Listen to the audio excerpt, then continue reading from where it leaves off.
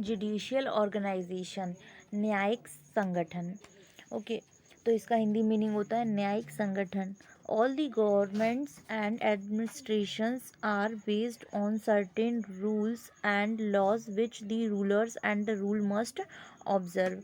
ठीक है, तो जितने भी संगठन होते हैं या जो भी गवर्नमेंट्स होती हैं या फिर जो भी प्रशासन मतलब एडमिनिस्ट्रेशन होते हैं, ये कुछ रूल्स एंड रेगुलेशंस और कुछ लॉज होते हैं इनके, जिन पर ये बेस्ड होते हैं और इनको ये सारी चीज़ें ऑब्जर्व भी करनी होती हैं। The British laid the foundation of a new system to dispensing justice by establishing courts in India. Okay, तो यहाँ पर क्या दिया गया है, जो British led the foundation of new system, जो ब्रिटिश फाउंडेशन है उसने एक नया सिस्टम किया। इंडिया कोर्ट में ये चीज़ इस्टेब्लिश हुई, मतलब स्थापित हुई कि जो न्याय था, जस्टिस डिस्पेंसिंग सिस्टम था, जिसको कहते हैं वितरण न्याय। ठीक है, ये सिस्टम ब्रिटिश गवर्नमेंट की न्यू फाउंडेशन सिस्टम था जो इंडियन कोर्ट्स में इस्टेब्लिश हुआ, इंडियन कोर्ट्स के द्वारा इस्टेब्लिश हुआ। Okay, the courts pronounce punishment to violating the law. और कोर्ट ने ये भी स्टार्ट किया कि जो लॉज का या जो रूल्स का, जो कानूनी चीज़ें हैं, इनके जो भी विरुद्ध होगा या इनका जो उल्लंघन करेगा, वायलेटिंग करेगा, वायलेटिंग मीन्स उल्लंघन करना, यदि ऐसा कोई करता है तो उसको पनिशमेंट दी जाएगी। Initially the English did not interfere with the prevailing laws in India and permitted practice to ancient laws based on religious scriptures and customs, laws related to successions and marriage to run simultaneously, and the English rule was applied when British and Indian laws. Okay, तो बच्चों यहाँ ये कहा गया है कि जो violating करेगा लॉस की तो उसको पनिश भी किया गया है, ये चीज़ भी कोर्ट ने प्रोनाउंस्ड की। And initially the English did not interfere with prevailing. जो इंडिया में जो लॉ प्रचलित हो रहे हैं, ठीक है, उसमें इंग्लिश जो था वो स्टार्टिंग में मतलब पहले तो हम उन्हीं को वो चीज़ हमसे फॉलो करवाते थे, लेकिन फिर क्या हुआ, जो इंडिया में लॉ बने, जो प्रचलित हुए, इनके साथ अब जो इंग्लिश था वो इंटरफेयर नहीं कर सकता था। ठीक है, and permitted practice to ancient laws because मतलब कि हमें ये चीज़ की अनुमति मिल चुकी थी कि हम अपने लॉज को, रिलीजन्स मतलब हम स्क्रिप्चर्स, हमारे शास्त्रों को, रीति को, हमारे कानून से रिलेटेड जो भी चीज़ें हैं, सक्सेस हो या फिर उसमें मैरिज की चीज़ें हो, ये सभी चीज़ें जो रन करती हैं इनमें उनका कोई इंटरफेरेंस नहीं हो सकता। हमें खुद इस चीज़ का परमिट मिल चुका था, मतलब अनुमति मिल चुकी थी।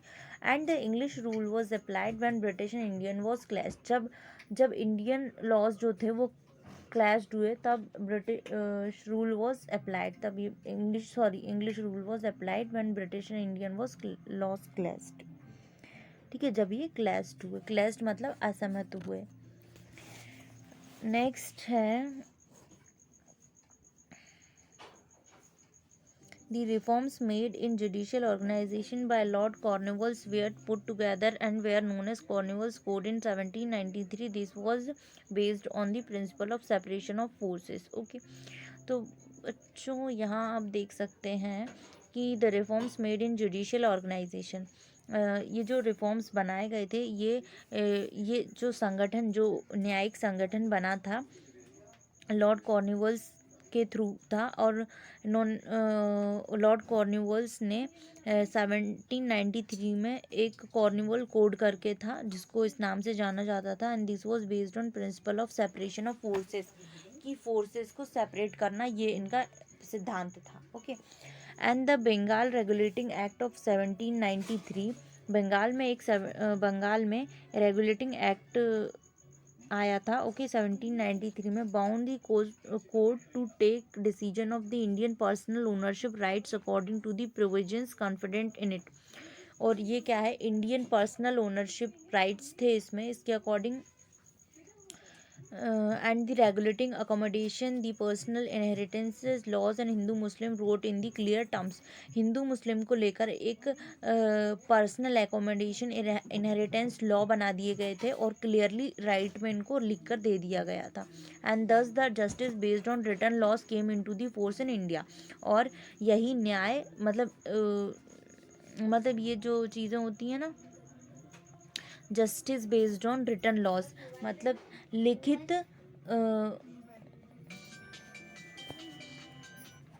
लिखित कानून के द्वारा इनको न्याय मिलता था. And came to in India into force in India. ठीक है, मतलब रिटर्न में ये चीज़ें इनको मिला करती थी. Similar regulations and were adopted in other parts of the British in India. और यही चीज़ और भी इंडिया के अदर जगहों पर यूज़ की गई. Okay, control over company. Government introduce the concept of the British law by, चलिए ये भी करते हैं हम.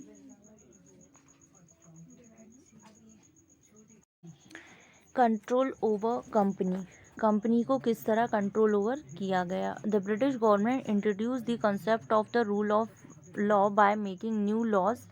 जो ब्रिटिश गवर्नमेंट थी उसने जो कानून के नए रूल्स थे उनसे अवगत कराया. ठीक है, काफ़ी फ्रिक्वेंटली ये लॉज बने, नए कानून बने. And this mean that in the eyes of law all man were equal. और ये एक तरह से हमारे कानून की आंखें हुई ऐसा माना गया. मतलब इसका मतलब यही है कि ऑल मैन वेयर इक्वल, कि जितने भी जो पीपल्स हैं वो सभी प्रकार के, जो छोटे बड़े हर तरीके के जो पीपल्स हैं वो सभी क्या होंगे, बराबर माने जाएंगे. But the same law did not apply to Britishers and Indians equally. But यही लॉ ब्रिटिशर्स अप्लाई नहीं किया करते थे. ओके, उनमें ये चीज़ नहीं हुआ करती थी, वो अप्लाई नहीं करना चाहते थे. The British rule was establishing deeper root in India. India की जो रूट थी, हमारी इंडिया की जो जड़ें थी, वहाँ तक ब्रिटिश रूल काफ़ी हद तक इस्टेब्लिश हो चुका था. The 1784 Pitt's India act broad dual rule in British India. 1784 में Pitt's India act dual rule in British India, dual rule भी चलाया गया. और 1784 में पिट्स इंडिया एक्ट भी था. ठीक है. Then the British emperor and the company both governed the administrative workers. In 1793 by special chartered the tenure of company trade affairs was extended for 20 years.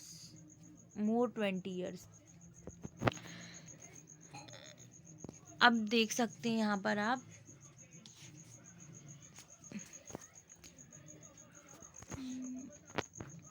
जो ब्रिटिश एम्परर थे, okay, and both governor, मतलब इन्होंने क्या किया, जो प्रशासन था, government का जो प्रशासन था वो कंपनी और ब्रिटिश के एम्परर्स ने काम किया. 1793 में एक स्पेशल चार्टर्ड टेन्योर कंपनी, एक ट्रेडिंग अफेयर्स था, वो एक्सटेंड किया गया. मतलब 20 साल के लिए एक्सटेंड कर दिया गया उसको, 20 साल से ज़्यादा, मोर 20 years. In 1813 the company lost its monopoly of trade in India. और 1813 ने कंपनी ने अपनी मोनोपोली इंडिया में व्यापार से खो दी. And which was now open to all the British people. The British government wanted to increase its hold in India. British government India में होल्ड करना चाहती थी और रुकना चाहती थी और भी आगे बढ़ना चाहती थी. एंड टू अचीव इट, और उसको अचीव भी करना चाहती थी, मतलब इसको पूरी तरीके से प्राप्त करना चाहती थी. The powers of the company over India were to be curtailed, और अपनी पावर्स पूरे इंडिया में फैलाना चाहती थी. Therefore Indian civil services system वो सेंट्रलाइज. जब इसीलिए इंडियन सर्विस जो असैनिक सेवा सिस्टम जो है वो सेंट्रलाइज किया गया था. And Indian did not have a role